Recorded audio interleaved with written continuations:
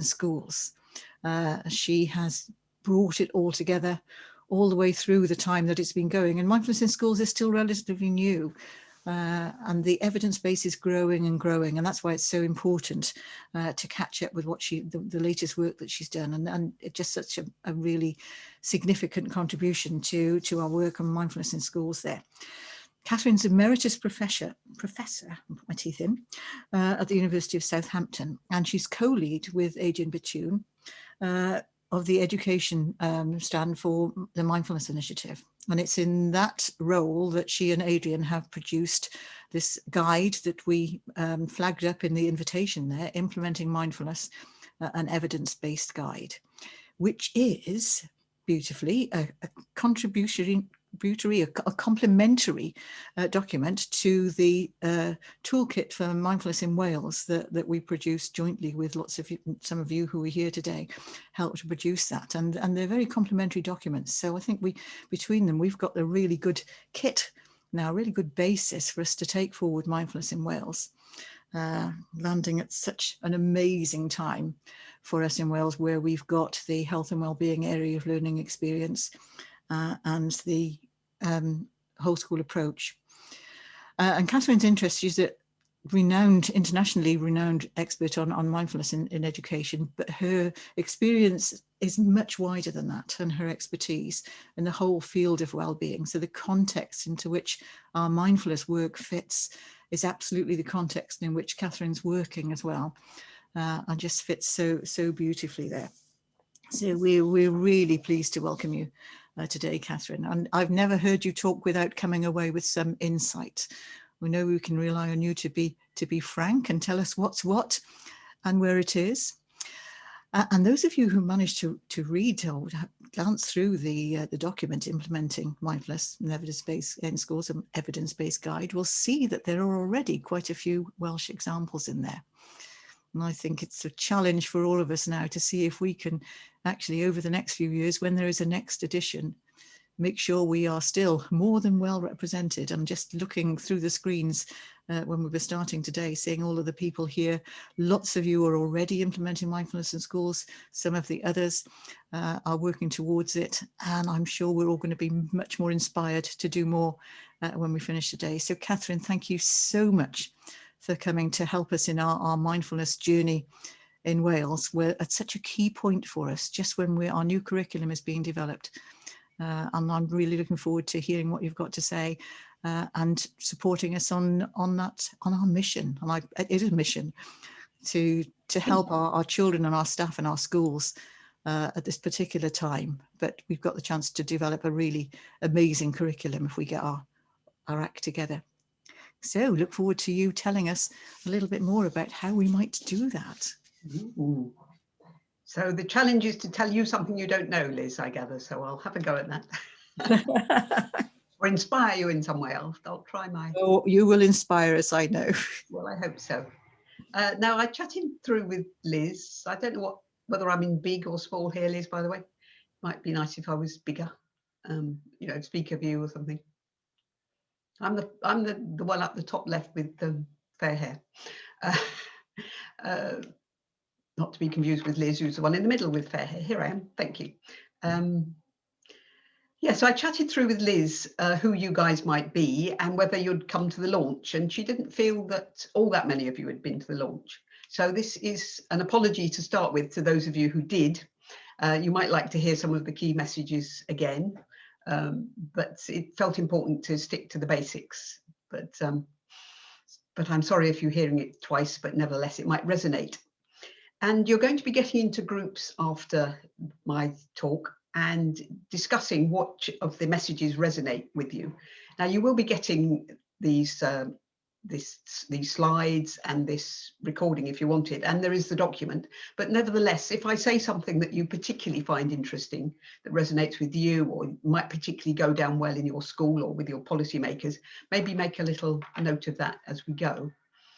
So that may help to inspire the discussions a bit. Okay, just before I start, I'd just like to say a word about my fondness for Wales. My husband and I love going to Wales, particularly the southwest corner. Scoma is one of our favouriteest places on the planet. Though I have to say, sadly, my relatives all come from English Bicknor on the Welsh border. And there is, as you probably know, if you're Welsh, a Welsh Bicknor. And I think my relatives would have spent a long time fighting your relatives across the border. But we're all friends now, so that's okay. Anyway, I'm very fond of Wales, and it's lovely to talk to so many of you tonight. Now, the stressy bit for me, and I'm very pleased with Rob's grounding meditation to help me through this, which is where I try and share the screen. So here we go, guys. Let's see if it works. It's getting there now. How do I go on there? Ooh, can everyone see that? Liz, perhaps tell me if you can't. And you might like to arrange it so that you can see my face if you want to see my face. You may not. And you might like to get rid of the view of others if it's getting in the way of the words. It's all fine, Catherine. We've got you and the screen on the first slide. So far, so good. So far, so good. I haven't got me, which is always a blessing. So that's very nice. Okay.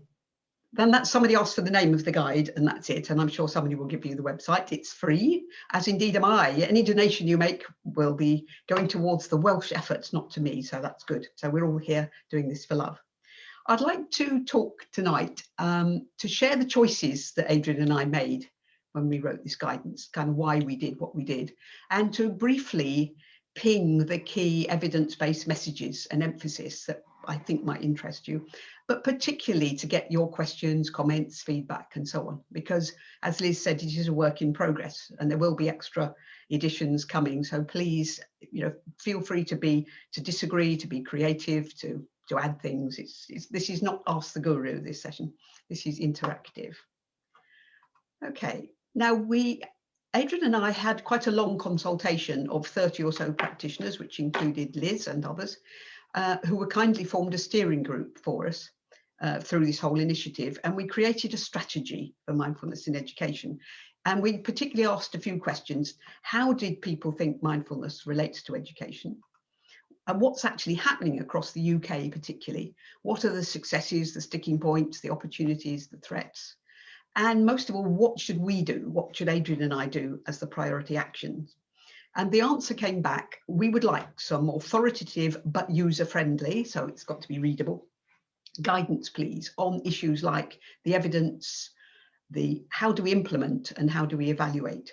So the evidence I'll be outlining tonight is not just on the usual stuff on outcomes, it's also now attempting to trawl the new literature around how do we implement this in schools and what makes it effective. So what's in the guidance? Well, it's got 3 sections to it. Understanding what mindfulness is, looking at does it work, at the outcomes, and I think a new emphasis really, which is if so, how? What's the neuroscience behind it? What are the mechanisms behind it? And then the one that may influence you guys most, which is how do you actually implement this? So I guess the second section is particularly perhaps for those who you may meet who are not all that convinced, but I hope there's some new stuff there. Certainly we've been working closely with Jamie and his work on capacity building, which I gather you heard from last time. So I think all of this is got new elements to it. So an obvious first chapter, what's mindfulness? And we still experience the fact that dear old John Kabat-Zinn's kind of definition is still the one that goes down best. Paying attention to whatever's happening in minds and bodies with a key attitude, and that's the core thing of openness, curiosity, kindness, and care. And it's relating to experience differently, including the difficult. As John Kabat-Zinn has said, there is not the word relaxation in there. Mindfulness is not relaxation spelt backwards. It's about how we relate to our experience. And I'll say a little more about that in a moment. It's a natural human capacity. It's not something weird and woo-hoo. It's something we all know how to experience, but it's hard to sustain and to keep going. So we need to cultivate it deliberately. And it's an antidote perhaps to wandering minds and the usual living on autopilot that we're so prone to do, particularly in the modern world. We spent a bit of time on what it isn't, and these are some of the familiar myths, including we discovered in reading the literature and talking to people creating programs out there in schools. There's still an idea that it's a kind of instant pathway to bliss, that you sit down, that you empty your mind, that relaxation and calmness and clarity just kind of arrive. And of course, the problem with that is it's not at all realistic. And when it doesn't happen, people just chuck it in very quickly and say, oh, I can't do it. I've been teaching this at my local academy, and one of the teachers, one of the most stressed, gave it 5 minutes and said, I can't clear my mind, I can't do this, I'm off, which was a great shame, despite one's efforts to try and explain that that's not the point. But that's still out there, and it's a persistent myth, and it really gets in the way. It's not about teaching kids to behave nicely. And again, sometimes schools like this because they think it will help them to help their kids to behave properly and to, obviously it does have links with self-control and with doing well at school, but it's not, again, a direct link. It's not a pacifier or a disciplinary activity. And it absolutely isn't a simple solution to everybody's problems. And we spend some time in the document really explaining what it's not, to dispel some common myths. Now, there's quite a bit in there on the outcomes of mindfulness, and you will see that we've really deliberately throughout the document started with teachers, because we feel this is still not happening. Still, people go straight to teaching this as a curriculum to children, and we're really pleased to working with Liz and others to discover that's not what you're doing in Wales. You've really got it that we start with teachers. Now, there's the obvious work about outcomes, that it has small to moderate effects on mental health and dear old stress, but also some good, more positive work, I think, on how it relates to teacher well-being and meaningfulness, relating effectively to students, being more present. This is really important, and really helpful work, I think, on how mindfulness impacts for teachers on the ability to do their core job, to manage their priorities, to juggle in the snowstorm of what comes at you as a teacher, to see the wood for the trees, to really manage that job and to be more effective at it. We also look, of course, at the outcomes of mindfulness for children and young people, again, around depression, stress, anxiety, and other mental health issues, but particularly around positive well-being, a sense of meaningfulness and harmony and connection, relationships with others through empathy and compassion, the whole bit around social and emotional learning. Also the bit around being effective, again, being more of what you want to be. And particularly important for schools, I think, is the growing evidence on impacts on cognition, on learning, some scattered findings on impacts on school grades and so on. Now, I'll just pause here to say we're absolutely not saying that all of this is all about just building resilience to cope with the unacceptable. And we talk a lot in the guidance about how mindfulness really is to not only help people to cope with life as it is, but to have the courage to challenge things that we really shouldn't be putting up with. So it's not about stress reduction and pacifying. It is about building critical capacities to tackle the underlying causes of some of these issues too. So we don't see it as an either or there. Now, if you went to Jamie's session, you will have already bought in possibly to the idea that mindfulness practice and attitudes are not superficial. They're really foundational, really transformative. And we built on his work on how mindfulness cultivates core inner capacities and reshapes the brain. So it's not just about superficial outcomes, it's actually developing the whole inner person right across everything about their lives. And we have a chapter on how mindfulness works, at looking at the mechanisms and the neuroscience, the brain changes behind that. But not least because teachers often really enjoy teaching this to children. Children are fascinated by this work, and it really does, I think, make it come alive. So as with Jamie's work, we've highlighted a few key capacities for which there's some decent evidence that this is what's going on in the brain and in the body. The first one is about the attention. I'm sure we've all found that one, finding it difficult to concentrate with the very distracting modern world. So building the capacity to pay attention on purpose is transformative of our lives. It's often been said that what we pay attention to is the whole fabric of our lives, and this is really vital.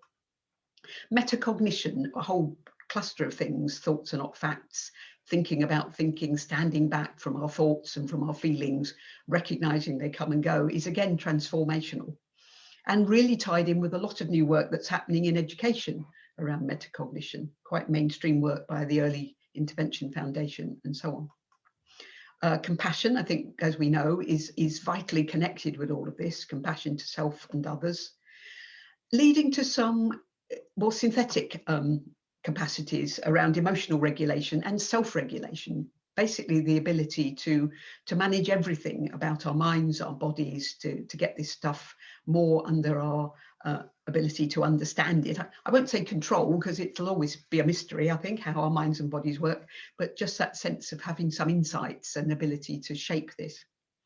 But we very much emphasize that this is work in the early stages, and that the mind-body connection, how this works, the neuroscience, the brain, we're only at the beginning of understanding how complex and interconnected this work is. So we try not to oversimplify it, but this is a whole area that often can convince people who are not otherwise convinced by mindfulness that there's something going on here. There's some really interesting science, I think. And then we go on to looking at how do we implement this. Some of this will be very familiar to you if you've read the toolkit or you're working on this, so I won't linger on some of this. Some of this will just ping, I think, notes you already know, but having champions in schools who can really seize this and make it their own. And not just one person, it needs to be right across a team, ideally, to include the senior management group. It's absolutely vital that senior managers are on board. Just working at the middle levels really doesn't do it. It needs to be there in the mainstream of the school, including on the school timetable, if at all possible, not just as an optional extra. It needs to be supported by good evidence, ideally collected in your school itself. And there's a whole chapter in there, which I won't talk about in detail, but the different methods, qualitative and quantitative, working together, collecting data. And emphasizing foundational, this is not a quick fix. This is not a tick box thing. This takes time.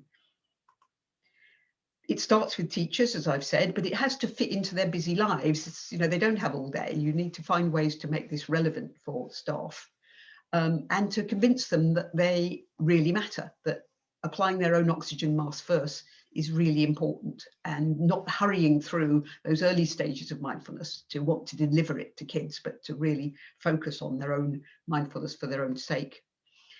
Becoming clear what mindfulness is. As I've already indicated, there's often a problem that teachers, as with everyone, think it is this instant conveyor belt to happiness, calm and empty mind. So just getting the subtleties of it across, the fact that things can get worse before they get better, that it's about dealing with our experience in a different way. Encouraging teachers to practice in kind of everyday ways, having lunchtime drop-in clubs, moments of calm in staff meetings and so on. But also emphasising that formal meditation practice is not going to be for everybody in a school at all. That the attitudes of mindfulness, the kindness, the open-mindedness, the compassion, the non-judgment really need to permeate right across the school. But formal mindfulness practice will not work for everyone, and we're not trying to sell it to everyone as a panacea. It's the attitudes that matter, and with those who really enjoy formal practice, getting into that, but it should not be mandatory. And it does take resources. You can't do this on the cheap, and we're quite worried about some rather superficial mindfulness programs and apps that are being just thrown out there, tick box, we're doing mindfulness in our school. It needs training, it needs time, and you can't just train teachers as a one-off. They have to develop, they need funding to go on further retreats, on deepening their practice, on deepening their understanding. So it's a long-term commitment that does take resources. Teaching it to students, again, this will be very familiar to you, but important, I think, to make sure that it is based on relationships and is invitational.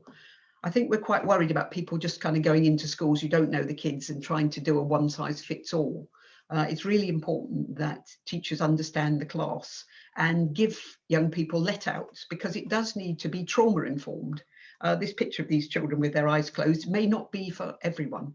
Having let-outs, having other things to do if you feel anxious, building in the idea that this may not be for everyone.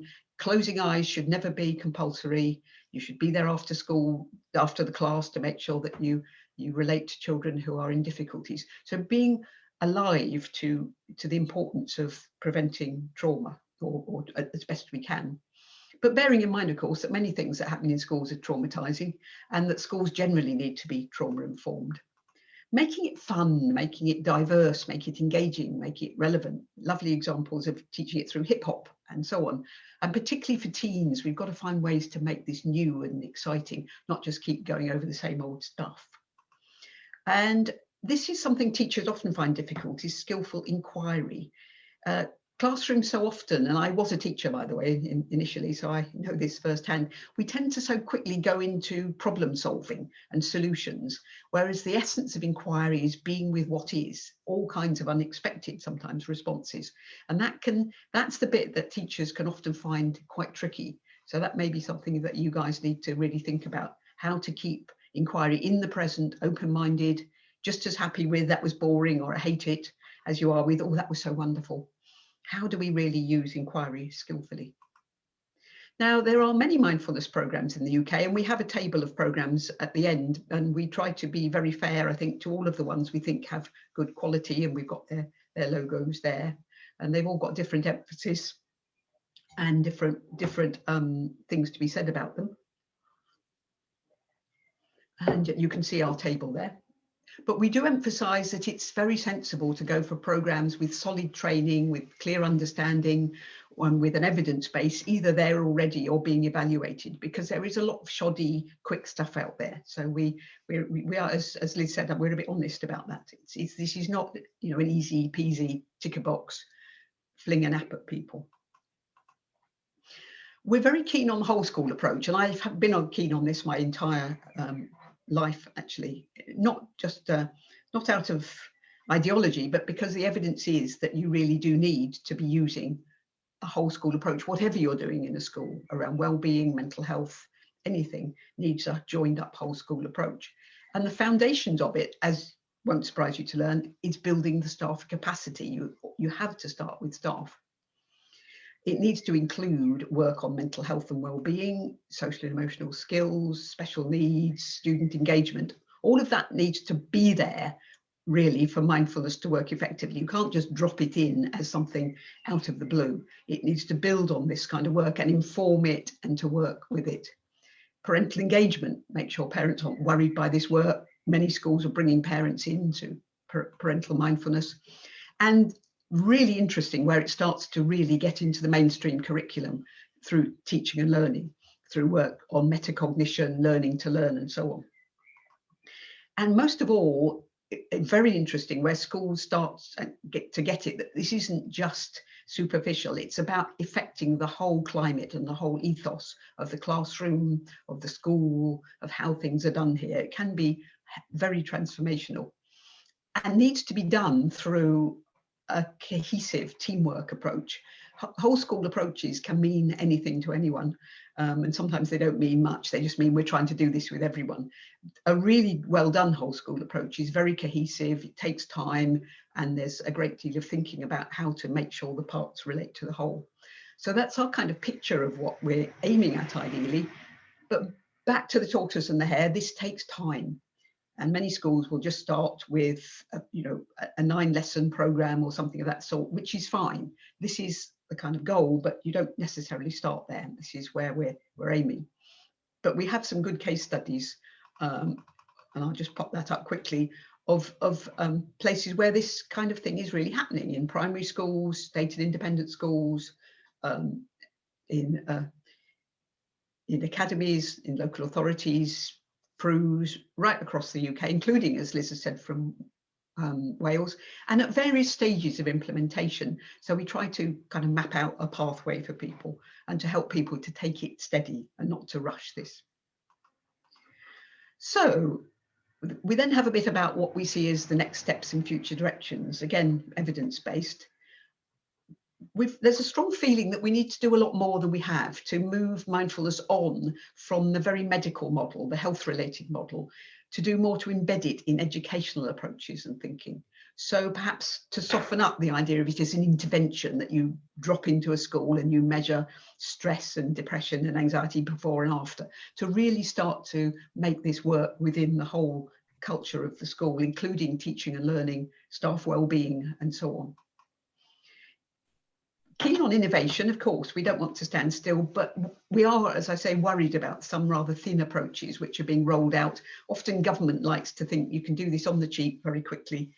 We'd like to see some of the newer approaches carefully evaluated against outcomes, because the evidence base is based on good programs, well implemented with program fidelity, and you can't just jump to saying any old thing is mindfulness, and you may be doing harm if you're not careful.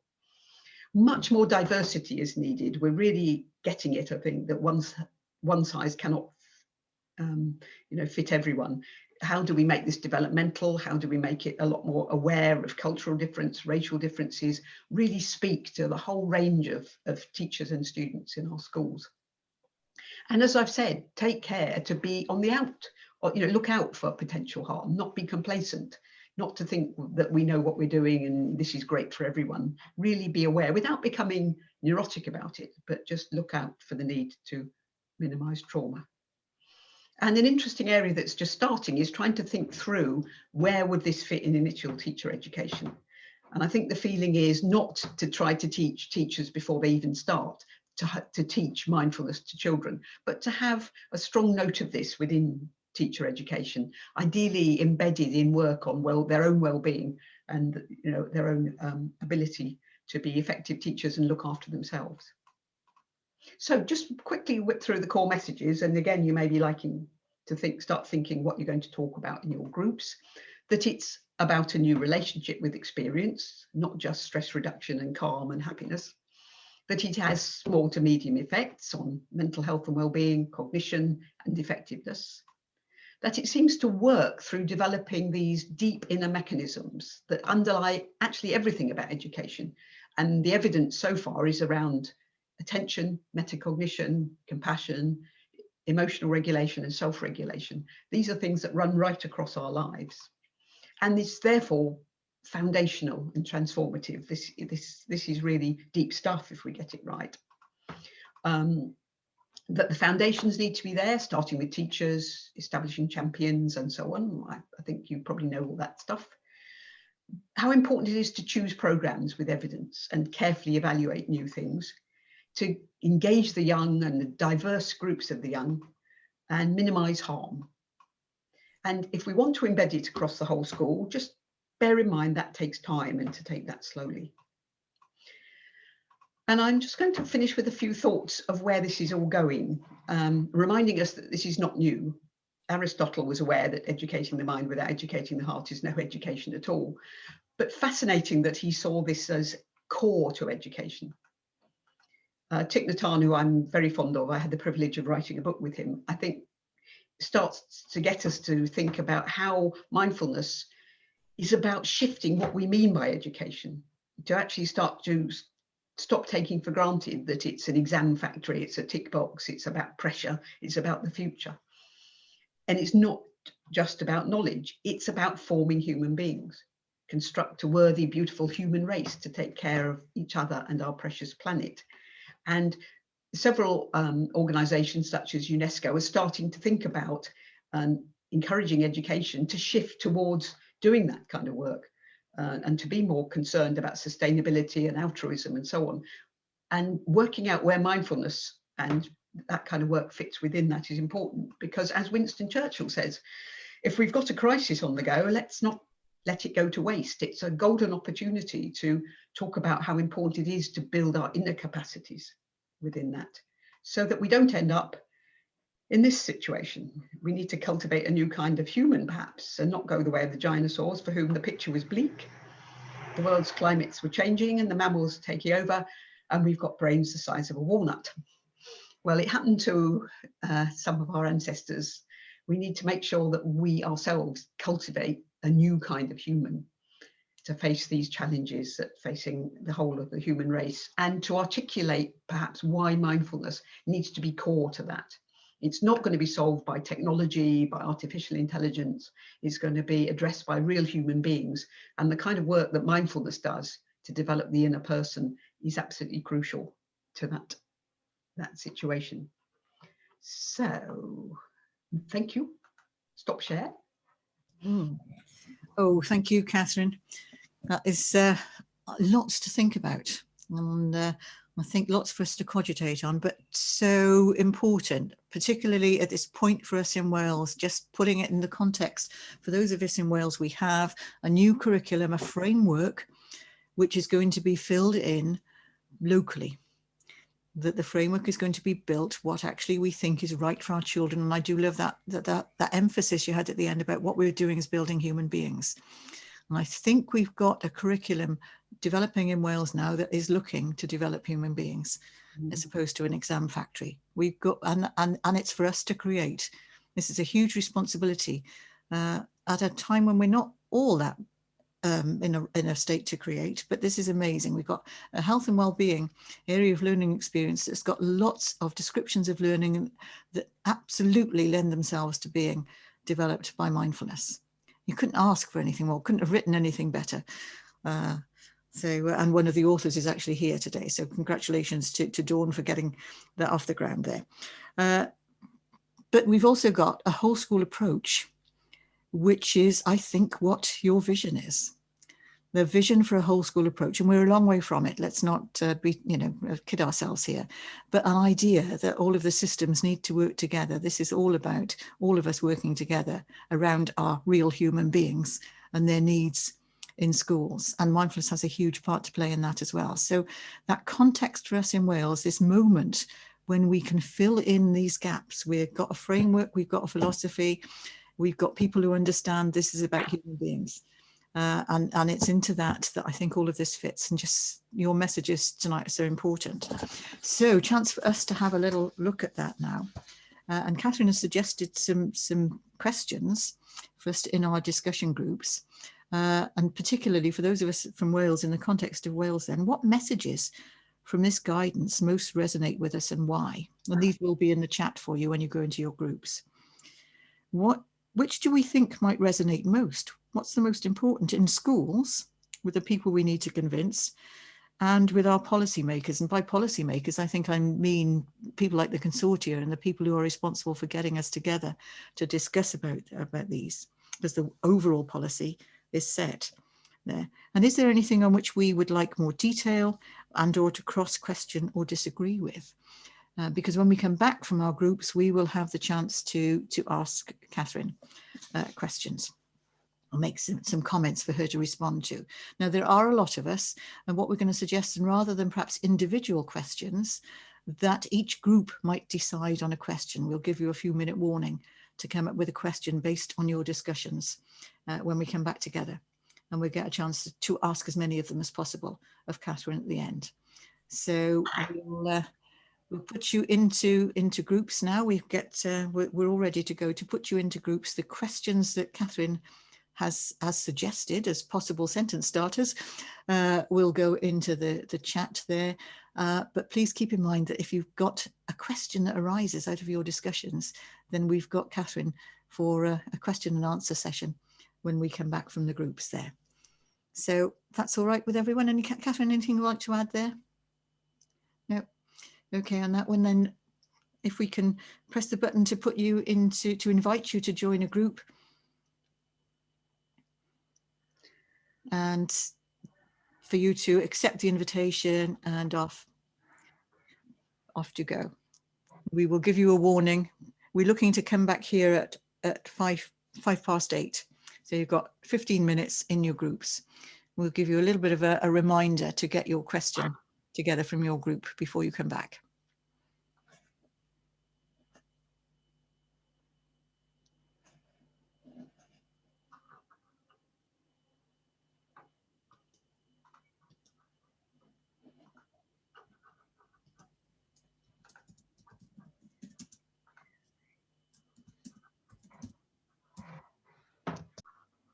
And fruitful one, applying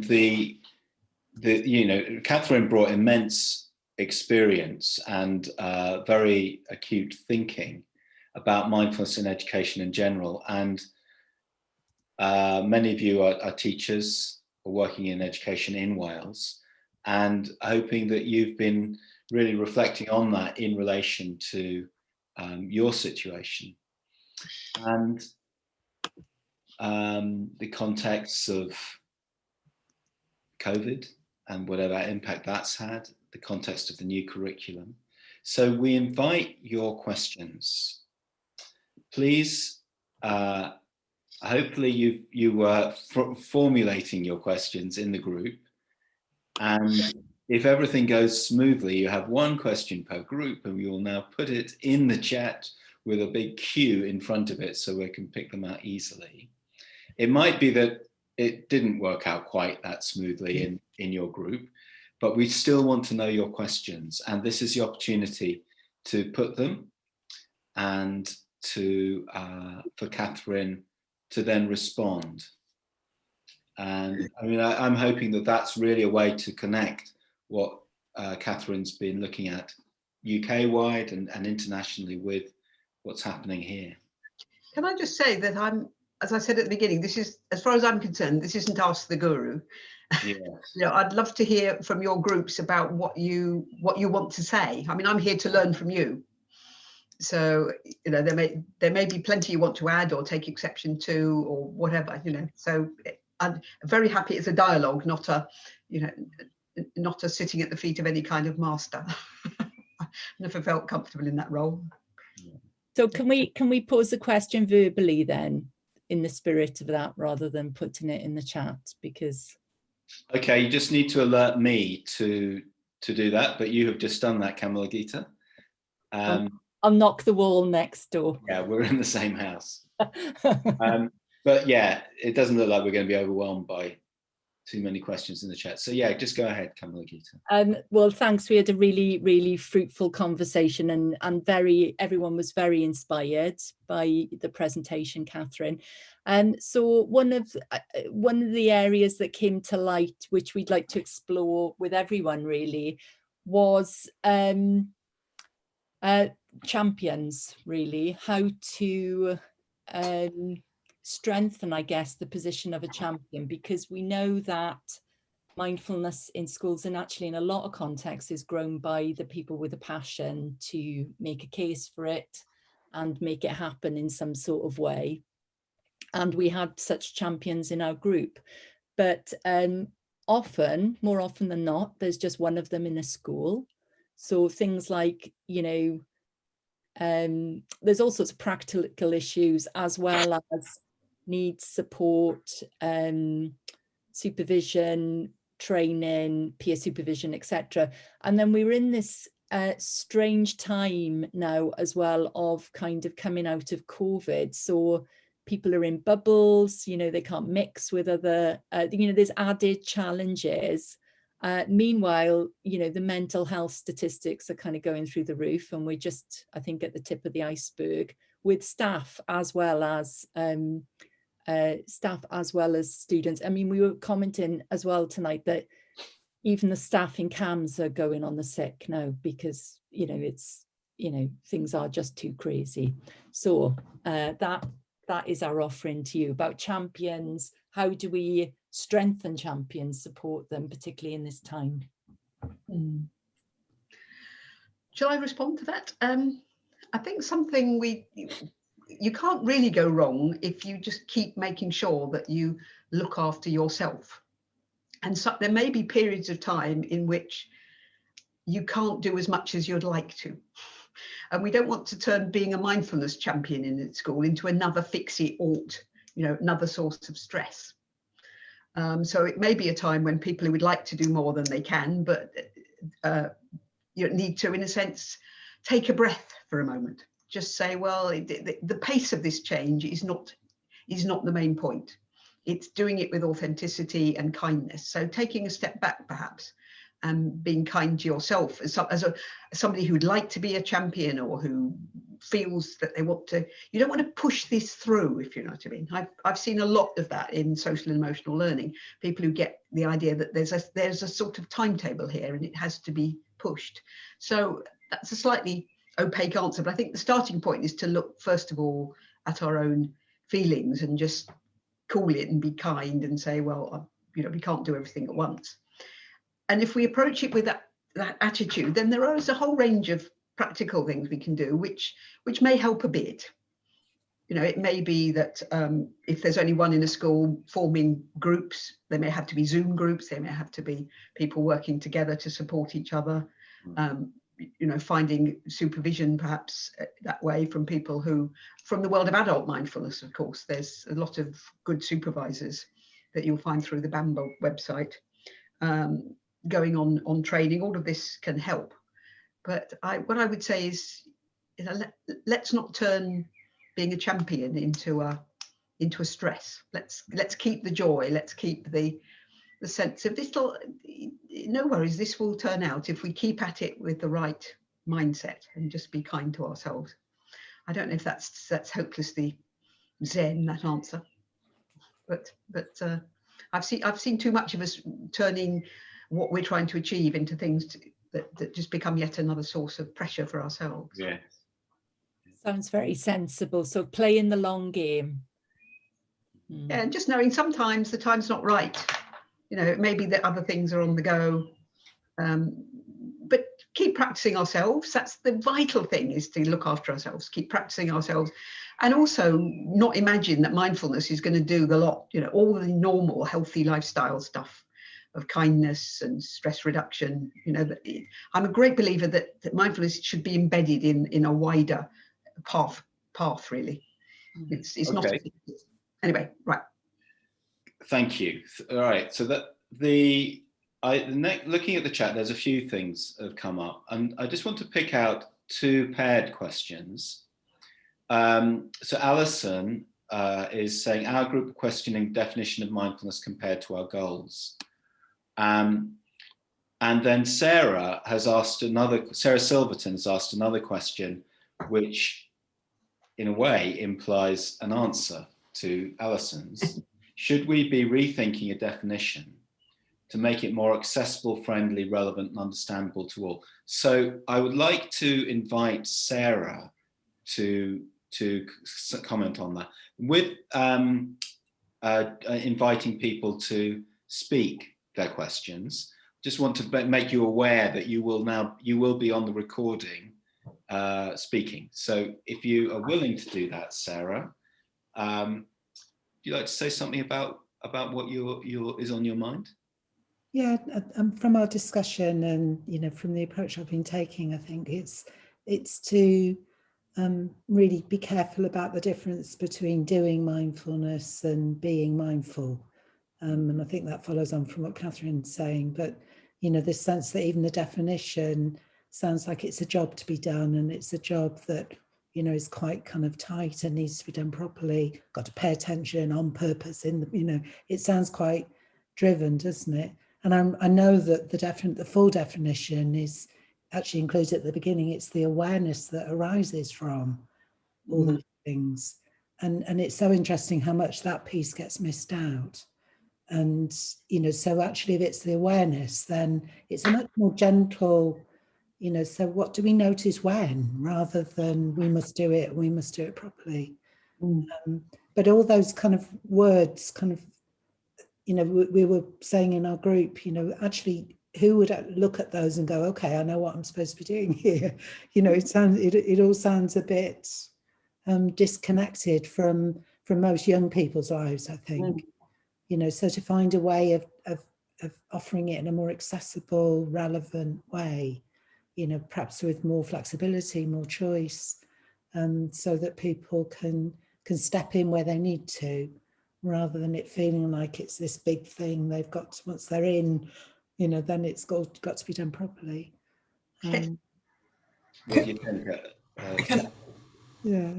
Can I add to that as well? Because I was in that group, and because it's something I've been reflecting for myself. And you mentioned that the definition was born from John Kabat-Zinn when he started to introduce it in healthcare settings, and it is the most common one that we go back to. But then we spoke about that we are now, into the education system, developing human beings. But yet that definition doesn't quite fit for purpose, is it, when we think about developing human beings? Yeah, so that's a big question that's coming out for me. And even in terms of my own role in the world. So through mindfulness, how do I want to play a part? Yeah. No, I think this, just to respond, I think this is great. I completely agree. We use John Kabat-Zinn's definition because when we surveyed the 30 experts, in inverted commas, there was much discussion of the kind Sarah's talked about. There was lots of yes buts on the go, and in the end everybody kind of came back to saying, well, that's probably the one on which there is a consensus. And I think there was some concern that you mustn't turn it into something other than, a long way from that, that's, concern that say that people think it's about, I mean, if you just say it's about developing the inner human, there's so many ways to do that, you turn it into something that's too vague. So having been all around the houses for months with it, we came back to dear old John. But we're also at the end of our document really clear that we're at the beginning of really investigating what this means in educational context. So I think the question you're all asking is absolutely one of the next things to revisit, I think. So thank you for that. I think it's really, really helpful response. Perhaps you guys can come up with a really good one in Wales that can become more educationally sound. That'd be yes, fantastic. but it will be in Welsh. Oh yeah, of course. So, yeah. So everyone in California is going to have to learn Welsh, I think. Why not? So there's a couple of more specific. I mean, I suggest that everyone just scans the chat. There's more comments, more questions than we're going to be able to cover. So just picking out a couple of the more specific ones. Tim is asking, what's the best page of the paper to persuade senior leaders to support this, and the best page to ensure that supported leaders have realistic expectations for mindfulness? So that sounds like a concern about advocacy and actually convincing people. And then Simon at the end, how to encourage and support schools in the research element of new innovative resources which may allow a more realistic, more diverse, realistic evidence base that can help create more of a national framework. So, yeah, you want to say anything about either of those? Yeah, I mean, you may as well milk what you can out of me for now, because what I would say is all of your questions are ones to put back to yourselves, I think. Yeah. And there's such rich questions here. The page one, well, we've done a summary of each chapter, one-page summary. And the two that particularly that might convince people is the one on the outcomes. There's a summary of the outcomes on one page. And then there's a summary of the how does it work and why, of the neuroscience and the mechanisms. Because often managers are as convinced by that as they are of the outcomes. The sort of, ooh, how does it work? How's it reshaping the brain is quite interesting. So those two summaries pages might be ones to photocopy. We've deliberately imagined this thing as being photocopyable and bungable in front of people. So those two might be particularly useful. On the research element, again, the chapter we've written is a starter. It's not going to give you everything you need to know, but it is a lot about the principles there. And I would suggest that you do think about that and not get fixated on having to do controlled trials right at the outset. A premature control trial is a very poor idea, and a lot of good innovations have fallen foul of being evaluated that way much too quickly. You need a really good coherent approach between qualitative work that starts to find out what's going on here, what people understand by this, that collects data from focus groups and interviews, and then builds to asking some questions that you can have some reasonable hope might come up with definitive answers. But don't just whack in some measures after something you've tried willy-nilly with a control group and think that, because you can really shoot yourselves in the foot that way. Something that was promising with a bit of help and tweaking can be strangled in its cradle by a premature control trial. So really do take care on that one. Okay. We try and give you some advice in there, but that might be something for you to think of as as a group. That that might be something that Liz wants to help think through how that would work at the Welsh level. So, okay, thanks. I mean, this is the merit of having a professor. Yes, professors. They're so useful at this time of night. They are very useful, aren't they? Yeah. Just maybe picking up that last point, going back to earlier in the chat to something that Linda asked, or a point she's making, developing a specific forum for those of us in Wales to support one another. So I wonder if I could bring Liz in to comment on that. Because I really personally really hope that in having these sessions, we can develop things that will help us develop as a network. So what do you have any thoughts? I do. I think, this has been a very specific education one, and it's lovely to see how many people have been interested in it, and perhaps has given us a bit of a nudge. In fact, do we want, under the banner of Mindfulness Wales, a community of practice that would be focused on education? And I think one of the reasons why Mindfulness Wales in its entirety is so important is, if we want this to be a movement, if we want to make a real difference, then we need our communities, our families, our workplaces, and everyone else to be involved in this. And education does wonderful things, but it can't do it all on its own. But that's my question to you. Do you think there would be mileage in us working together? And I see that Linda and perhaps Paul, there'd be a couple of people, Simon has flagged up before that he'd be interested. Maybe we can have a little bit of a chat about, do we want to establish a community of practice which would give us more opportunities to have sessions and workshops like this, specifically on education? Can I comment on your thought, Liz? Which is to say that I would say the evidence is that that's absolutely what you need to do. Where things go wrong is everybody puts the effort into getting it going. Yeah. Into the initial training and the enthusiasm and the champions and all of this hoo-ha stuff, and it's all very exciting, and things fizzle. I mean, the evidence is that, like all innovations, mindfulness will fizzle without the steady, slow work of support for one another, of practical questions, blogs, forums, chat rooms, all kinds of things to help each other at the practical level, reading groups, sharing evidence, all that. It's really vital that you do that. You don't just put all your efforts into lighting the blue touch paper and then running away. You've got to put that effort into the long steady work that's not very exciting sometimes. It doesn't set the world alight. It doesn't seem to. So I would really, really encourage you to put some of your efforts into that. So let's do that now. I see Linda has said there needs to be a driver. I'm happy to drive the start, but I think it would be very, very good if a community of practice be driven. We could decide about driving within it. Yeah, I think one reason spread out here. I'm happy to drive a beginning.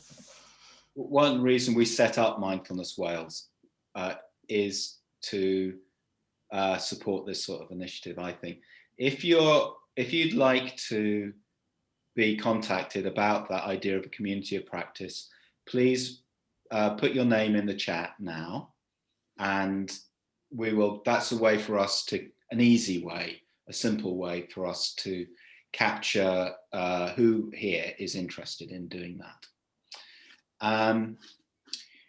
Okay, so just to also say that evaluating that could be a more important bit of research than just endlessly evaluating the outcomes of a mindfulness intervention in a school for kids, which is the model that just keeps flowing.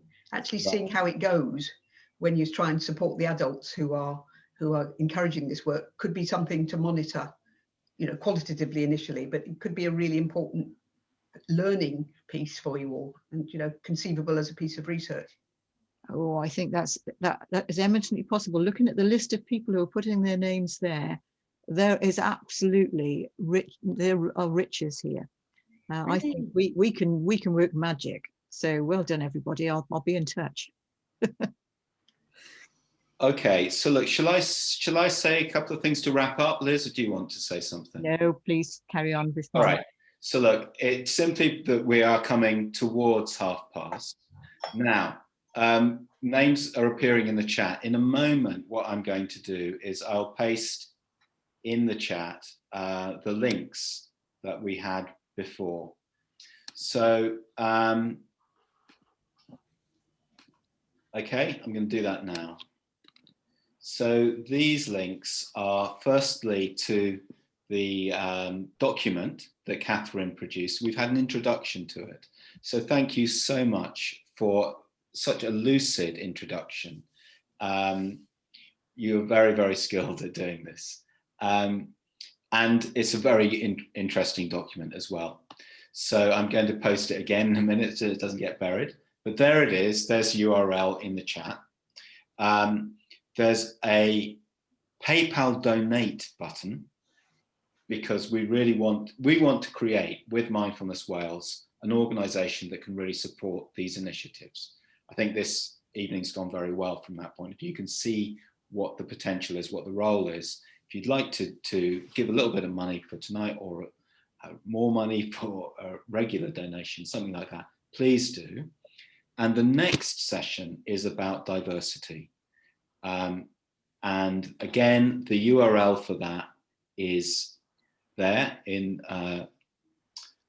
for the June event, the tiny URL that I put there.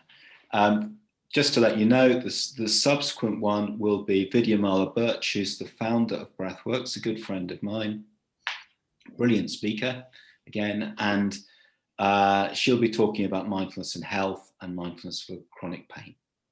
So, and just to emphasize that this sounds a bit self-centered, but you're not donating to me, you're donating to yourselves. Yeah, it's not, yeah. This is not a payment for the speaker, if you like. This is not done. done. No, it's simply to, basically we'd like to have the resources to be able to. Yeah. And again, it doesn't happen without them. So, I would encourage everyone to put the price of a cup of coffee in at least, because it really helps these sort of things. Lovely. Or a sack of coffee, I think you'd say, for Shipani.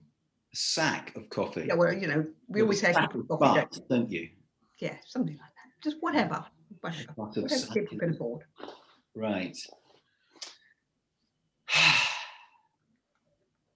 Let's just pause.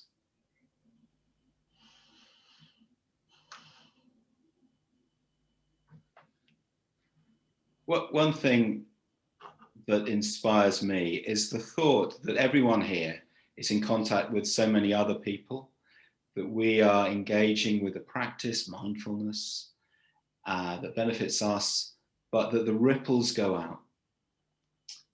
And the role of an evening like this is to support each other, to clarify and to inspire.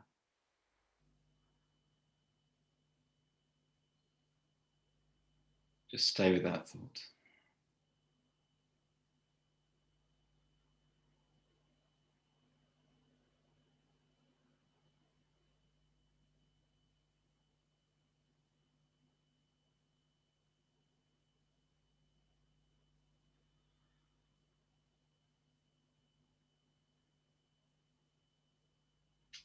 So as we come to 8:30, thanks to everyone.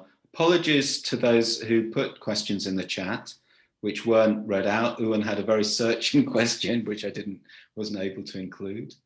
Thanks again to Catherine for joining us and for sharing her insights. Okay, we'll finish that.